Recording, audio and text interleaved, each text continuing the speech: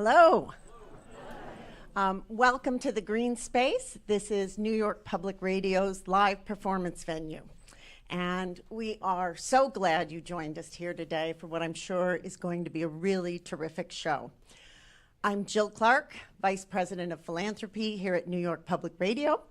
And I would like to start our show today by letting you know that WQXR's holiday show was made possible in part by support from Rose Herschel. And Rose is with us today, so thank you, Rose. We'd also like to thank Steinway for use of the beautiful Spiro piano, right there. And if you like what you hear today, you'll have two more chances. The program will air on radio on December 22nd at 8 p.m. and again on Christmas Day at 7 p.m., December 25th. How many of you are members of WNYC or WQXR? Yay. All right, great. Thank you so much. We appreciate your support, so thank you. However, if you haven't yet joined, I invite you to become part of what is a really wonderful community. All gifts of any size are welcome, and a monthly sustainer gift gives us the stability to weather any political storms and to the freedom to provide content that endures. And there's a QR code, on the screen right there. And so you can certainly get out your phones and learn more about us or join now. So thank you. At this deeply polarized moment, public media has never been more vulnerable nor more valuable. And we'll get through it by standing together. And we're deeply proud to stand together with so many fine musicians and hosts from WQXR today. So please join me in welcoming Elliot Forrest and Terrence McKnight to the stage. Hey! Good to see everybody. Happy holidays. Welcome to the Greene Space and welcome to the WQXR Holiday Concert. I'm midday host Elliot Forrest. It is so great to be here with all of you. We hope to put a little jingle in your Kringle, maybe a little electronica in your Hanukkah. Joining me on stage is my dear friend, oh dear, it says on his head. This is Terrence McKnight. Oh, so nice to see all of you. And we understand, people say that WQXR is the soundtrack to your life, to your day. So I know that a lot of you listen to Elliot Forrest. Elliot Forrest. Elliot Forrest. But there's something about this season. There's something about this holiday season that is just magical. And music has so much to do with that. I mean, we've got a holiday channel. We've got great live streams around the holiday. We've got the classical countdown coming up. And it's really a time where all of our listeners are galvanized around this idea of music, and we've got some great musicians that we're going to bring to you all today, sharing some wonderful music. And let's just get to it, Elliot. Shall we do it? Who's Yeah. up? We're going to start with Horn Quartet from the Manhattan School of Music. The Manhattan School is one of the premier music schools right here in New York City, offering a variety of undergraduate, graduate, and doctoral programs. The Horn Quintet is made up of 3 graduate students and 1 undergraduate from their orchestral program.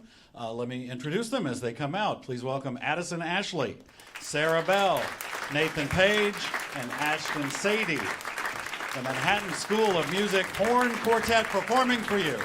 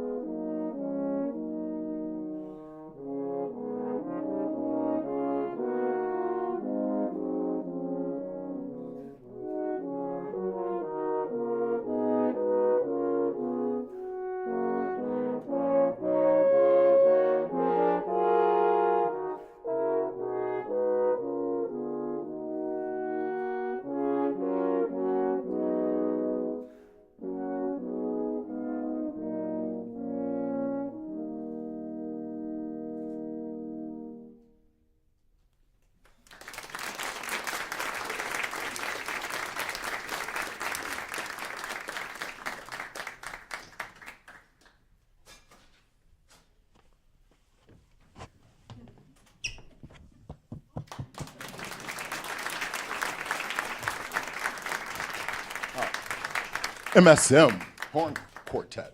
You're going to stay up here with me, right? And we're going to talk? Okay. You stay. You guys stay. Stay. Now, I've got to tell you, this is Addison Ashley.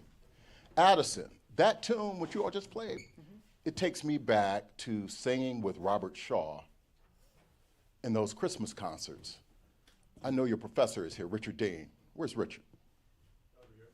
Remember, we used to do this every year, Robert Shaw, right?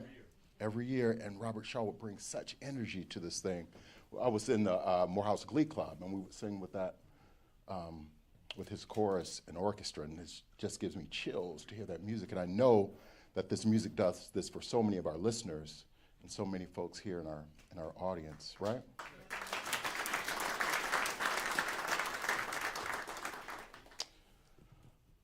But it only works because you all play these instruments flawlessly. I used to play this instrument, the French horn, and as soon as I got out of high school, I put it down because there was something, man, and I'm just wondering, I'm thinking it was my instrument. I just didn't have the right instrument. I'm convinced of that. I had like 3 different mouthpieces, but I don't know, it just never really worked out for me. So talk to me about your horn and how important it is to have the right instrument. Perhaps when you got started, maybe I got started too late. Tell us about that. Well, see, this instrument here is it's a New York instrument called a Con 8D. It's silver, very different from my colleagues over here. I just love this instrument because of its dark tone. It is the right instrument for me, and I think every horn is very special to the person who plays it and what kind of sounds they want to make. Yeah, I think it is very important to have a good instrument when you're first starting out, but maybe you did start a little too late. No, man, I started in 5th grade. What about you? I started in the 7th grade, so. It was the instrument. So I want to also ask you, because I mean, you're playing notes, but what do you bring to the note? What experiences are you bringing to these notes to make such beautiful music? I guess more specifically, I'm asking you about perhaps your memories of holidays or of this particular music. I know my memory of this music. I shared it with you guys. But what is your memory of the holidays that just makes these notes, this music so special for you? What I love about the horn is just how it kind of gives me a voice. And it's a way I can show off my art and how I want to give an audience good feelings over the holidays. My family, I have a lot of piano players in my family, and they would play piano tunes over the holidays, and I just always wanted to try and be a part of that because that moved me so much. And when I came about playing the horn in just a middle school band class, I feel like that was my way to kind of keep that going, move that on. Mm-hmm. Tell me about your quartet. How'd you all come together? So, funny enough, I've met all 3 of these great individuals at different points in my life. Ashton I met at a camp in Charleston, South Carolina, funny enough, in 2022. Nathan I met in high school in a place outside of Georgia, and Sarah I met at a festival in Texas, and we all ended up going to the same school kind of by coincidence. And we decided, hey, we're all great players and we love playing with each other. Why don't we make a quartet together? And so in August, we decided to enroll with Richard Dean, being a great coach, as a horn quartet at MSM. Mm-hmm. So you all did this. This wasn't like a curriculum, a part of your curriculum. This was something you all just founded on your own. Was this part of a chamber music group at school or what? It is a part of our curriculum to have chamber music, but it's kind of odd to usually horn would be with other different brass instruments or wind instruments, but we wanted to be very individualistic in the sense that we all are just horns. And so, yes, it's a requirement, but this is really just our doing of putting this group together. Mm-hmm. Who are some of the great composers that wrote for horn quartet? There's plenty. A quartet we've been working on recently, great composer Paul Hindemith has a very, very great, see, I got to appreciate it over here. Eugene Bozo wrote a great horn quartet. Nikolai Sharupnin wrote a great horn quartet. Yeah. And then there's a lot of great horn quartet repertoire, maybe not just for the chamber group, but in the orchestra, the horn quartet is just the foundation of the orchestra, and especially in the wind section, Brahms, Strauss, any of those great composers. Now, this question is on my card. I'm going to ask. What you think about that? Sure. All right. So your coach, your teacher, is in the Philharmonic. Yes. Not easy. No. I knew him when he was in the Atlanta Symphony, and I was hosting those broadcasts. And I got called from WNYC. He got called from the Philharmonic. Here we are in New York together. Do you have aspirations to play in an orchestra?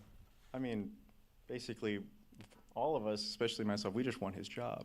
So that's why we go to school, is to kind of hopefully be the next generation of horn players. Well, that's how it's passed down, right? You get the sound from your teacher. You're able to duplicate that sound, get close to that sound, play in that orchestra, right? That's how it works. Okay, all right. So what are you all going to play now? We're going to play two more pieces, Carol the Bells and We Wish You a Merry Christmas. Oh, perfect. MSM Horn Quartet, WQXR.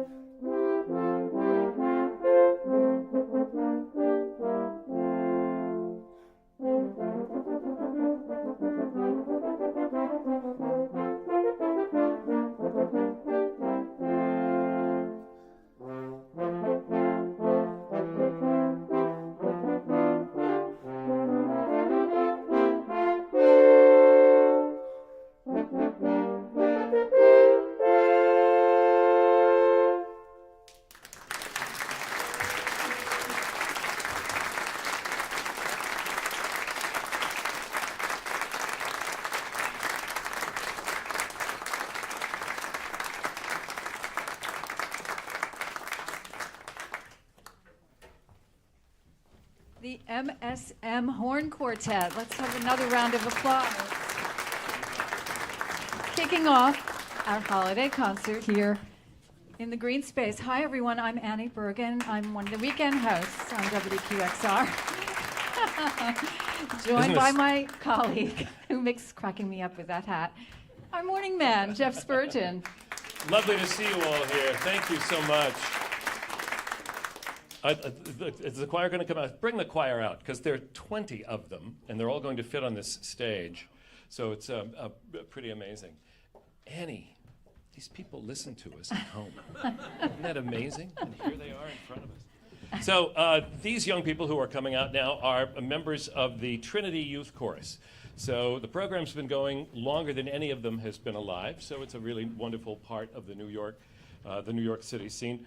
Kids 5 to 18 are in this chorus, and so they get to sing in a choir, and then they get to learn sight singing and how to be in an ensemble and how to smile even though they're wearing red robes. So lots of skills are developed there as well.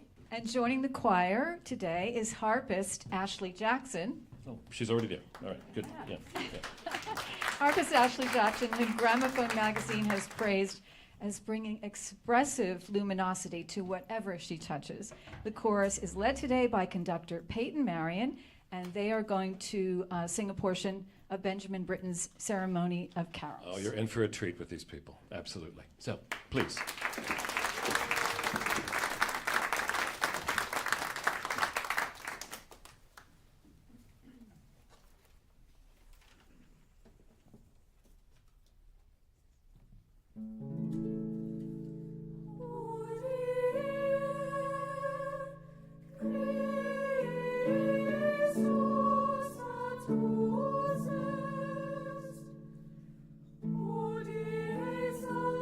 Salvator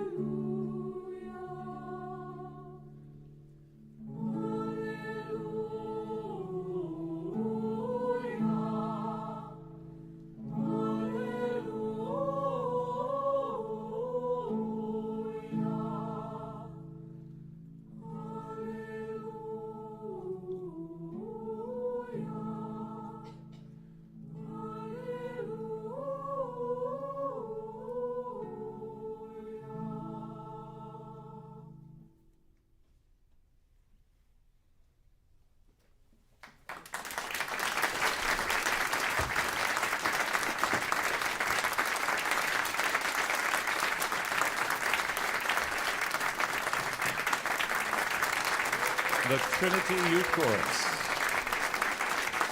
The Trinity Youth Chorus, Peyton Marion, harpist Ashley Jackson. Just wonderful. And that Ceremony of Carols, what a set of pieces. This old, old poetry. And Benjamin Britten was reading it when he was going back to England, early 1940s. He picked up a copy of poetry on I don't know, was it in Nova Scotia maybe, just on a stopover, and read some of these poems, and that's how the Ceremony of Carols began. It's one of the great holiday works, as you just heard. So, Peyton Marion, tell me about the Trinity Youth Chorus. What is this Trinity Church, right? Yes, so the Trinity Youth Chorus is from Trinity Church NYC, just down the street here. We're celebrating our 21st season this year. Yes. And the Trinity Youth Chorus currently has about 100 students, kindergarten to 12th grade, coming together every week to sing. And you do services, but other concerts too. And the kids audition? Services, concerts, auditions, we do music theory classes, we do vocal coaching, and it's all totally free. And what's the commitment? What's the commitment for the kids? Come once a week and learn to sing. For how long? A couple hours. It depends on the age. So our youngest students start at 30 minutes. 30 minutes, come sit on the rug, learn to sing, and then our high schoolers are coming for a longer commitment on Sundays, doing music theory classes, doing intensive choir study. All right, and the kids are going to be performing the entirety of the Ceremony of Carols a week from today? Yes, December 14th at St. Paul's Chapel at 7 p.m. It's a special compline. They'll be doing the Benjamin Britten Ceremony of Carols, which we do every year with Ashley Jackson on harp. Yes, indeed. And they'll also be doing the Vaughan Williams Fantasia on Christmas carols. All right, so a week from today, look forward to that. And that'll be more than this contingent? Yes, that'll be our middle school and high school choirs. That'll be about 50 singers. That's going to be a great sound in St. Paul's. Peyton Marion, thank you so much, and congratulations on your work with these young people. It's the hat, isn't it, that's bothering you? I'm a little intimidated by it. I wish I had one, really. Well, I'm happy I have this because my real ears are actually much larger. So just pleased to have a chance to have them covered up. So Ashley is a recording harpist and recording artist, an album on Decca this year. Tell us a little bit about that album. It's a wonderful recording, but... Oh, well, thank you, Jeff. So the album is called Take Me to the Water, and I'm using water as a metaphor to think about the ways that we are connected despite our differences. And that was out earlier this year. Is there going to be another one? Yes, there's another project coming out next year, so stay tuned. All right, that's good news. So you weren't going to say anything about that unless I asked you, and you shouldn't be that modest. Ashley is an assistant professor and director of performance at Hunter College, and so you have a lot of work to do. What's your student load? What's your routine like teaching harp? Oh, so at Hunter College, I have the privilege of teaching all kinds of classes. I coach chamber music groups. I also teach a course for Macaulay Honors called Arts in New York City, and so I'm taking the students out, and we're seeing plays and museum exhibitions and music, of course, and we're talking about the ways that the arts invigorate us as New Yorkers. So it's really a gem of a course to teach. So I'm very fortunate to have such a varied load. How did you find this thing? It found me. I started as a pianist at age 5, and my first piano teacher had a niece who was a harpist. And she was also young, just out of college, looking for students, and I loved to practice. So my teacher recommended that I might try something else, and there are enough similarities between the two that it just kind of made sense for me. Well, it's an amazing instrument, one of the oldest instruments in existence, harps.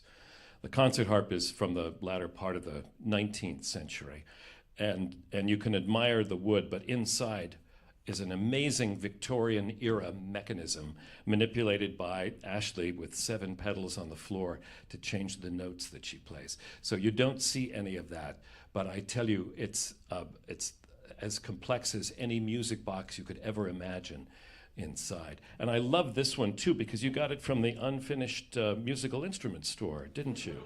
So that's right, you've done a wonderful job of polishing it up. Tell us what you're going to play for us now. Yes, so I'm going to play two holiday favorites. I think you will both recognize them. One is from a ballet, and the other is from a very famous Christmas song by Nat King Cole. All right. Harpist Ashley Jackson.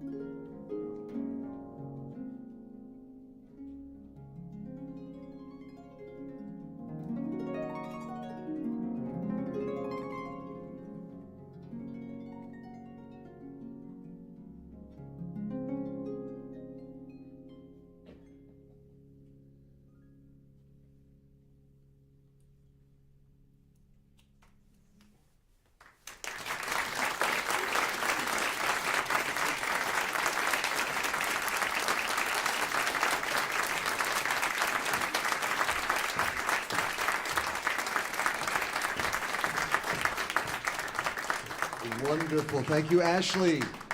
All right, we got some Nat King Cole in there. Nice, nice. I'm Paul Cavalcante, weekend host on WQXR. You know Annie Bergen. Harpist Ashley Jackson, once again with two beautiful favorites, the Christmas song and Tchaikovsky's Waltz of the Flowers from the Nutcracker. Now, coming up next, we have a couple of musicians that come to us from the Concert Artists Guild. We'll hear from the pianist Winona Wong, who has won multiple awards, including the bronze medal at the 2024 Gina Bachauer International Artists Piano Competition.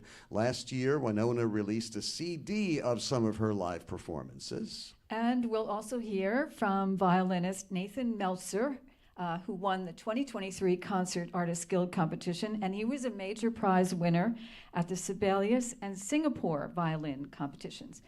We're going to learn more about both of them in just a bit, but let's start with pianist Winona Wong, who is playing works by Percy Grainger, his Sussex Carol, and a bit of Tchaikovsky's The Nutcracker. Please welcome Winona Wong.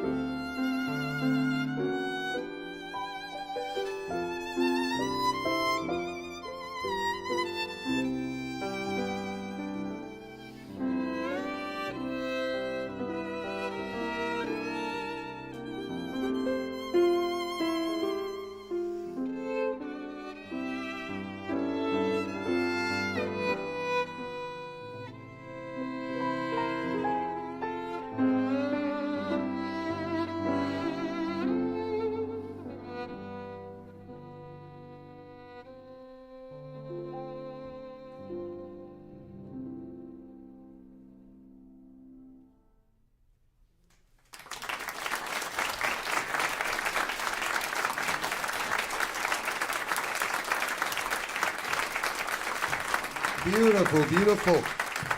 So let's whoop it up for our live stream. It's going out right now.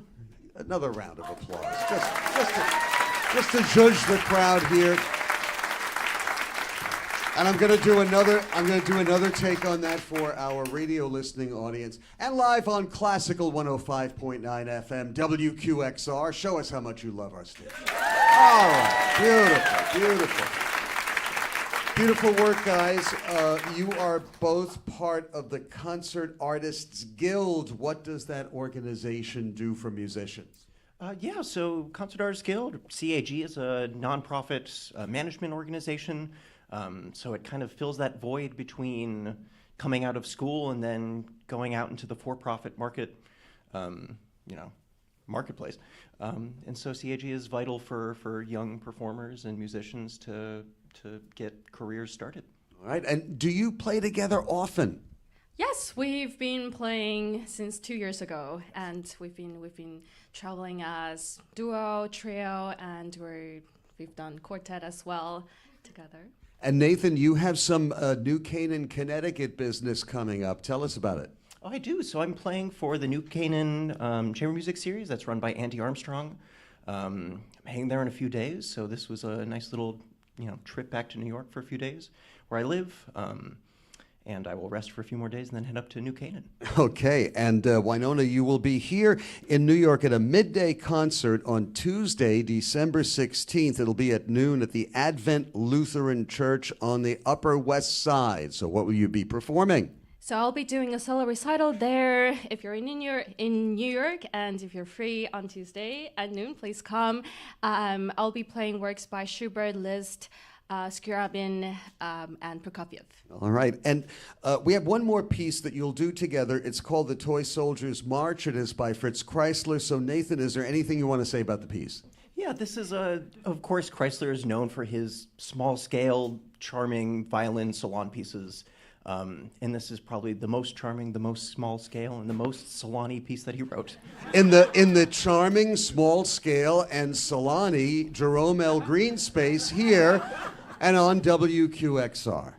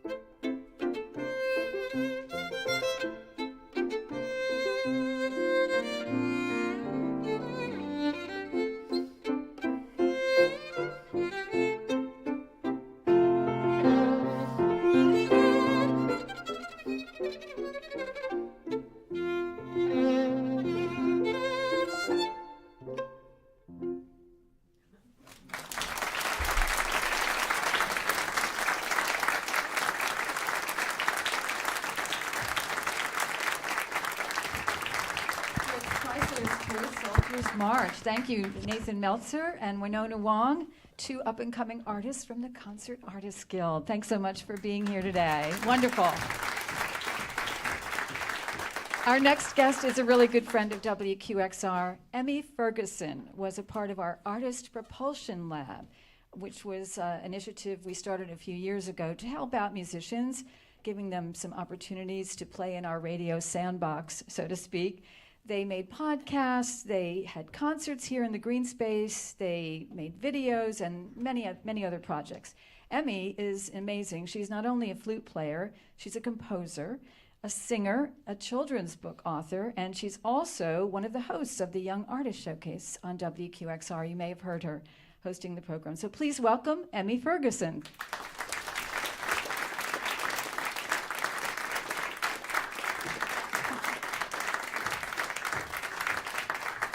Come on over. We can talk first. How are you doing? I'm well, thank you. It's so nice to be here with all of you this afternoon. We are going to hear an unusual piece, not a holiday staple. This is a work by Ravi Shankar that you're going to perform. And I guess we could call it maybe spiritual, about new beginnings, because from what I understand, you were inspired to, or decided to play this piece after you went to the Penn Museum, which is at University of Pennsylvania, Philadelphia, which has an amazing archaeological collection, I understand. And there was something there, an exhibit, that featured relics from Mesopotamia. So tell us about some of the amazing things you saw there and how it came to be that you wanted to play this work. Well, first off, Ashley and I have had the privilege of getting to collaborate since we were in school at Juilliard together. So this has sort of been a very long-term partnership that we've had, and the two of us were really lucky to get to delve into these musical instruments from over 4,000 years ago in the Penn Museum that are flutes and harps, and actually silver flutes and silver harps, which is kind of amazing. They have absolutely no connection to the piece that we're going to play this afternoon, but we did include this piece on a program that we did there, showcasing the lasting impact that the flute and the harp have had in civilizations throughout the world and different musical cultures throughout the world. And this piece is one that Ravi Shankar wrote in 1966 for the flute player Jean-Pierre Rampal, who was a friend and collaborator of his. And it was meant to bring together musicians of different backgrounds, of different places in the world, and really fuse Indian classical music with European classical music. And so it's a really beautiful fusion of both of those things that also celebrates this idea of new beginnings and rebirth and the coming of the morning, because it's based on an Indian raga, the Todi, which is an early morning raga, sort of about coming out of the dark and into the light. Sounds it'll fit right into our show. So let's bring back Ashley Jackson, and we will hear Ravi Shankar's The Enchanted Dawn for flute and harp. This is a special holiday concert live in WQXR's Green Space. Welcome back, Ashley.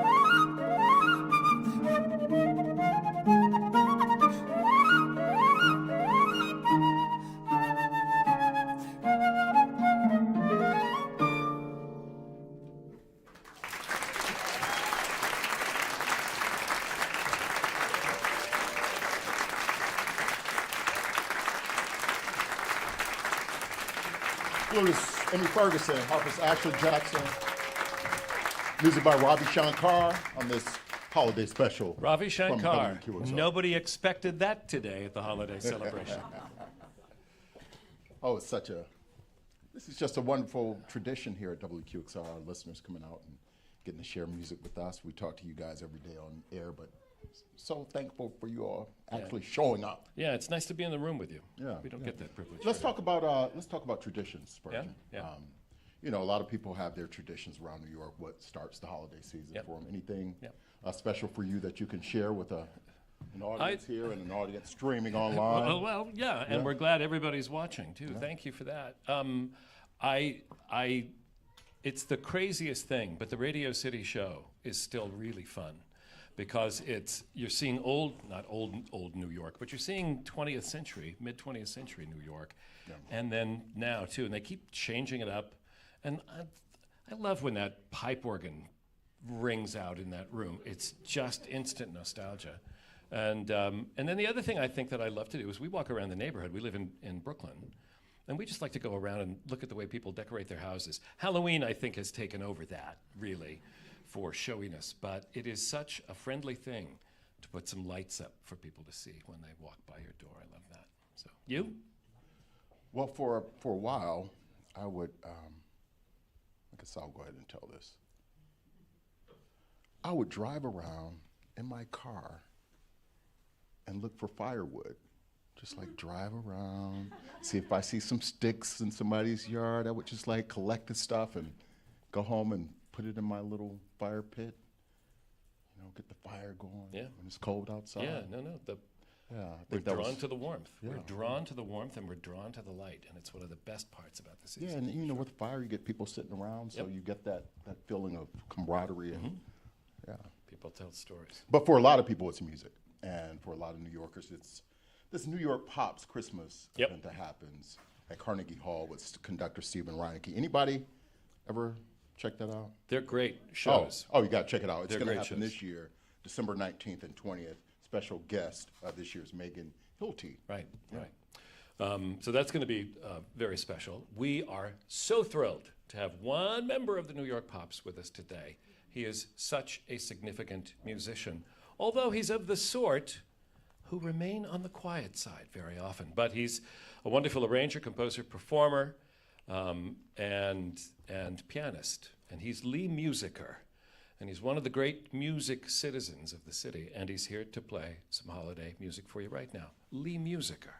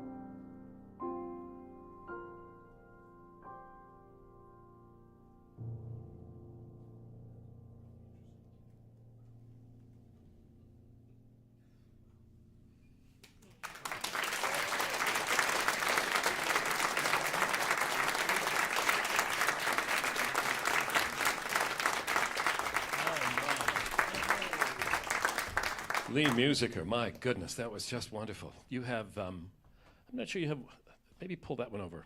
Oh, sure. So you can converse with us a little bit. There we are. So, name the composers.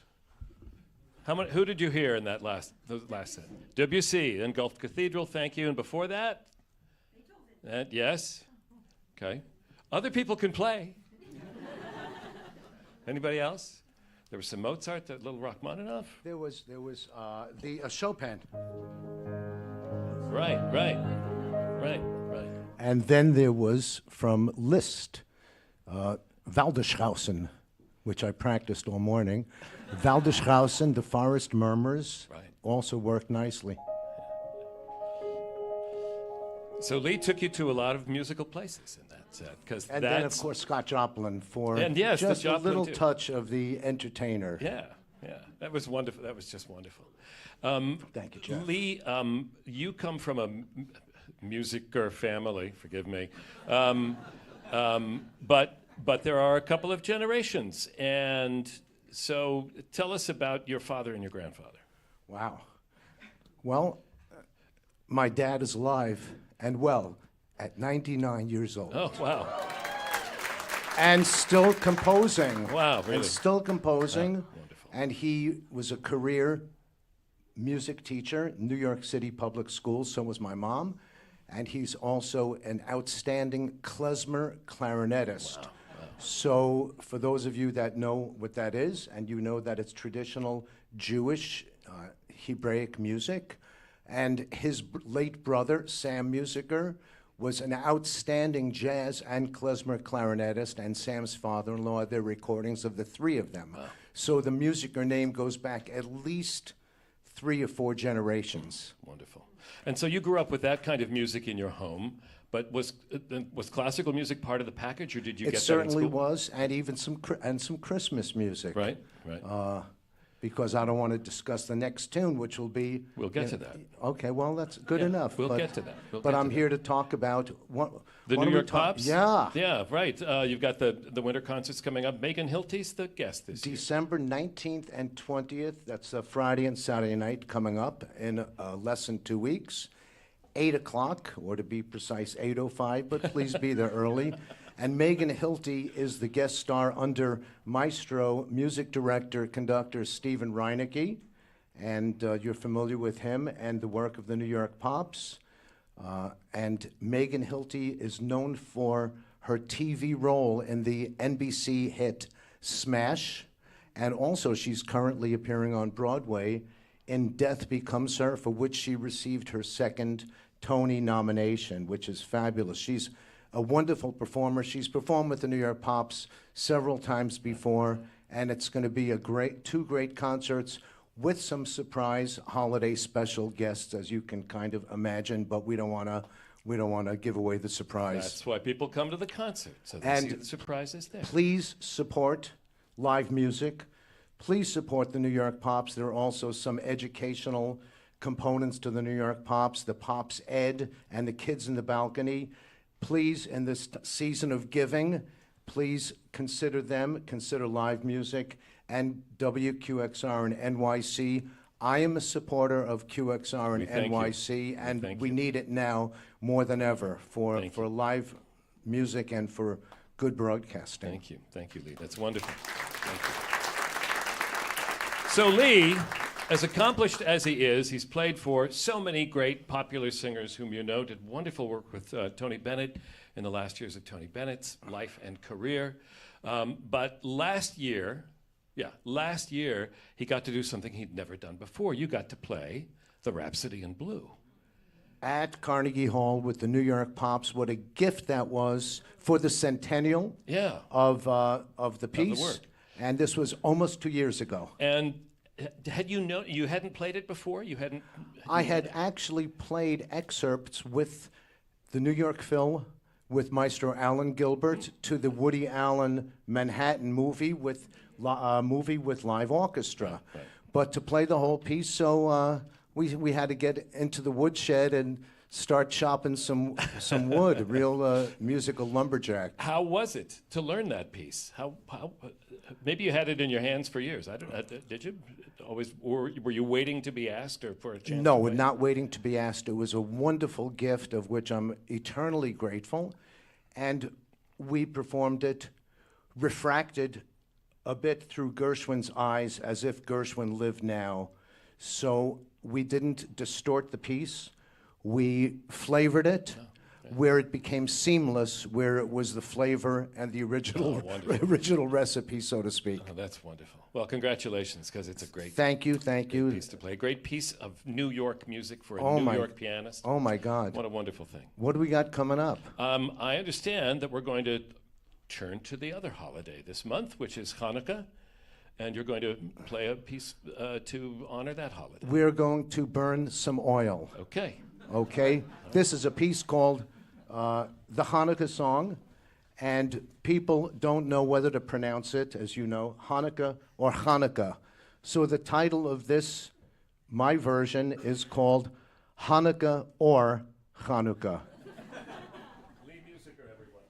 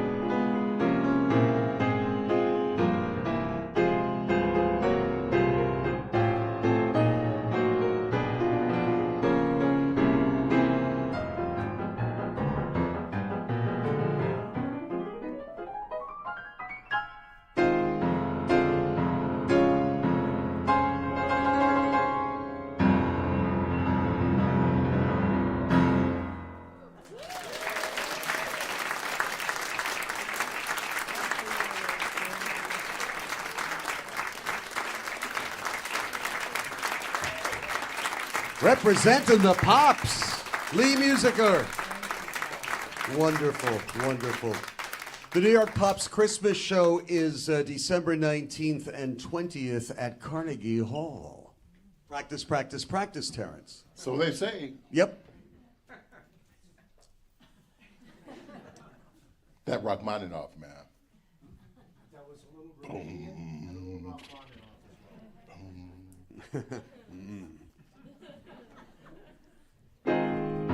Yeah. Double time. Storm. Excellent. Chico Marx couldn't have played it better. Love it. Our final performance tonight, this afternoon. Final performance this afternoon, and our performer has been called the David Bowie of cabaret by Broadway World, and slyly subversive by the Wall Street Journal. Originally from Australia, Kim David Smith is now a fixture in New York City's alt cabaret scene, performing at Joe's Pub, the Metropolitan Museum and Cafe Sabarsky, and at the Neue Galerie, among other venues, including the Green Space. Tell us more, Paul. Amazing artist, and last year, the MC and principal vocalist for Death of Classical. It's interesting. I hope you've had a chance to catch up with it. Something called Tiergarten in co-production with Carnegie Hall. We are thrilled that Smith is here to bring us back in time to the Weimar Republic and other musical mélanges. Please welcome Kim David Smith and pianist Brian Nash.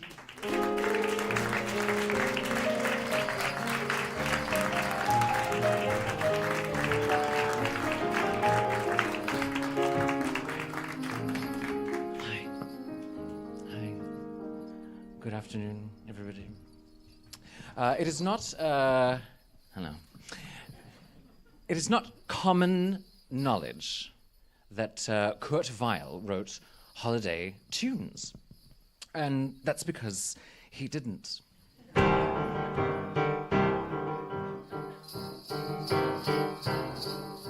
You gentlemen can watch while I'm scrubbing the floors, and I'm scrubbing the floors while you're gawking.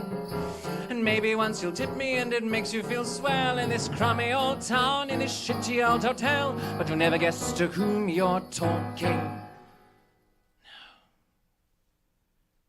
You'll never guess to whom you're talking. Then that night there's a scream in the night, and you wonder who's that kicking up a row. And you see me kind of grinning while I'm scrubbing, and you wonder what she got to grin at now. There's a sheep,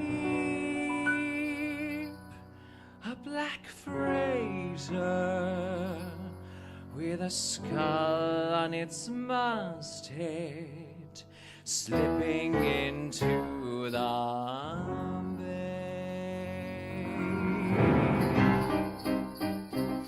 Now you gentlemen can say, hey girl, bring us a beer, get upstairs, make the beds, earn your keep here. You toss me your tips and look out to the ships, when I'm counting your hits as I'm making the beds, 'cause none of you are gonna sleep here tonight. Oh no, tonight, none of you will sleep here. Then that night there's a scream in the night, and you wonder who's that kicking up a row. And you see me kind of staring out the window, and you wonder what's she got to stare at now. Well, the sheep, the black freighter, turns around in the harbor, shooting guns from its bow. Now you gentlemen can wipe that smile off your face, 'cause every building in town is a flat one. This whole sinking place will be down to the ground, only this cheap hotel standing up safe and sound. And you yell, well, why did they spare that one? Why the hell did they spare spare that one. All the night through the noise and to-do, and you wonder who's the fancy bitch that lives up there. And you see me stepping out into the morning, looking nice with a ribbon in my hair. And the sheep, the black freighter, runs a flag up its masthead, and a cheer rings the air.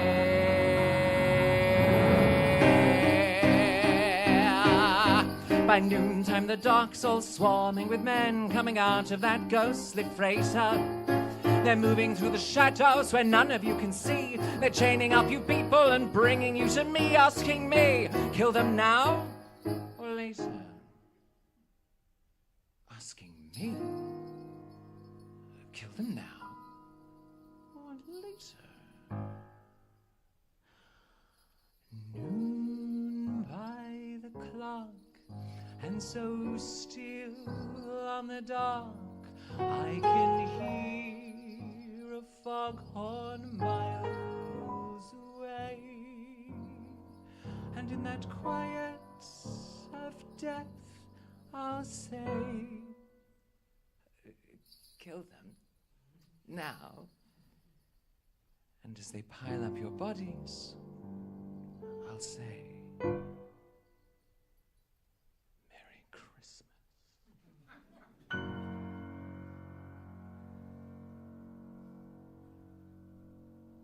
And the sheep, the black freighter, turns around out to sea, and on it is me.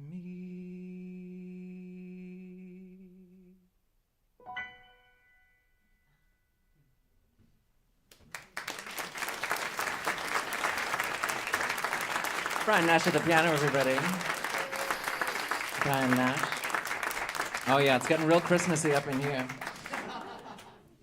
And sometimes, like gifts, homemade songs are often the best. And sometimes they're not.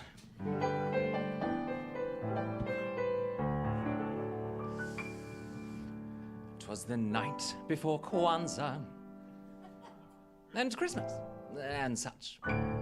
We lit the menorah, for we love it so much.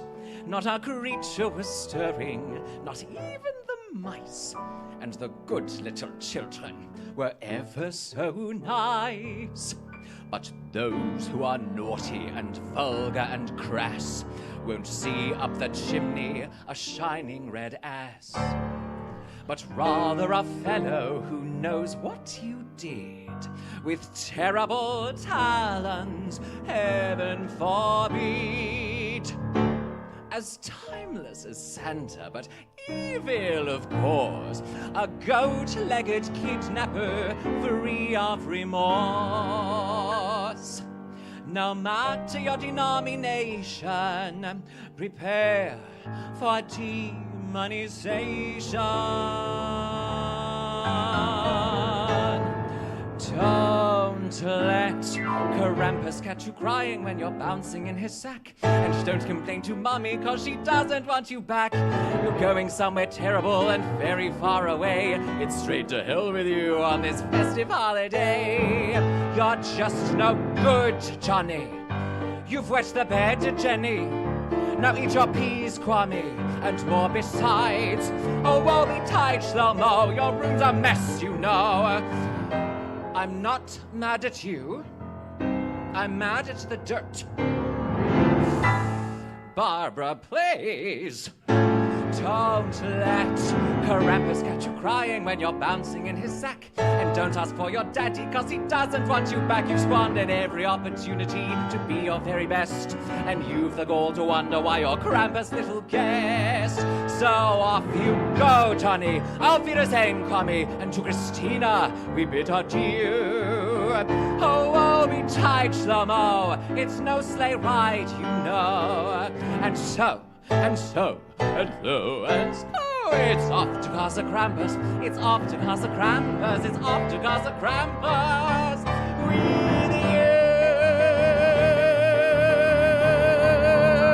you. Bring me the axe.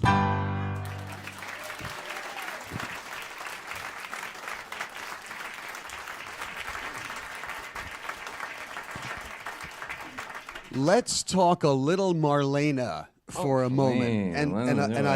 And I bring this up because last night on Turner Classic Movies, that's my sad Saturday night, sitting at home, plopped, watching old movies. But let me tell you something. The Scarlet Empress was on. And the face acting that she does, there's one scene where she's just looking around and the camera is tight on her, and she's doing more than, you know, an hour of somebody else's histrionics. So iconic, such presence. What draws you to these divas? My holy trinity, Marlena Manelli Minogue. The M&M girls. Yes, the M gals. Marlena, I don't know. I mean, who does that, right? She's so magnetic and charismatic, even from beyond the grave.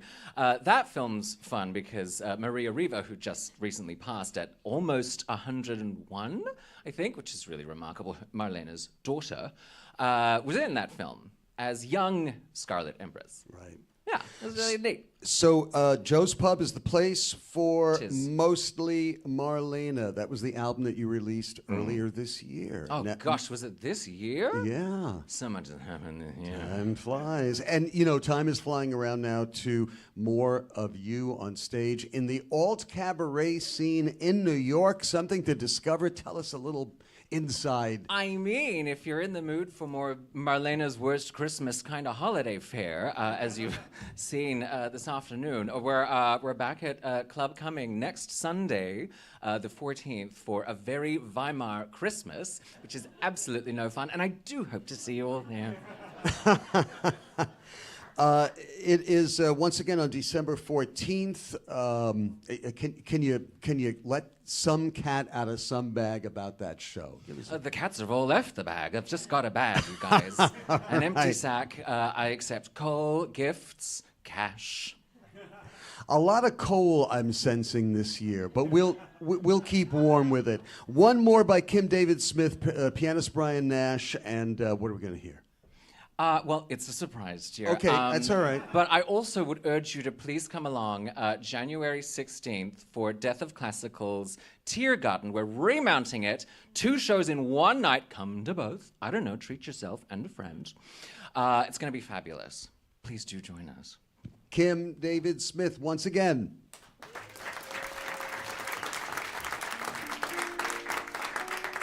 Since you've insisted, we thought something tender, something sweet, something digestible, and familiar, perhaps.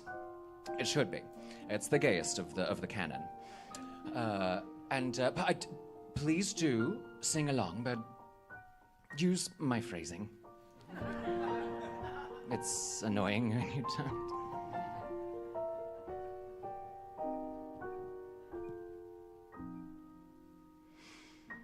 Have yourself a merry little Christmas. Let your heart be light. Next year all our troubles will be out of sight. Have yourself a merry little Christmas. Make the Yuletide gay. Have we not? Next year all our troubles will be miles away.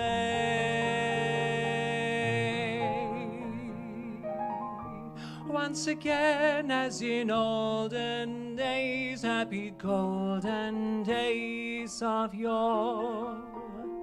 Faithful friends who are dear to us will be near to us once more. Someday soon we all will be together, if the fates allow. Until then we'll have to muddle through you somehow.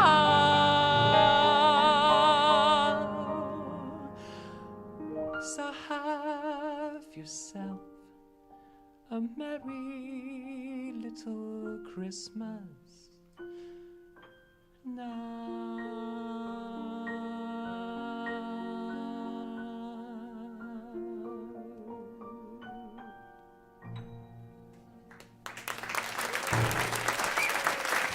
Thank you so much. Thanks for having us. Brian Nash at the piano, everybody. Kim David Smith. Kim David Smith, Brian Nash. Awesome entertainment.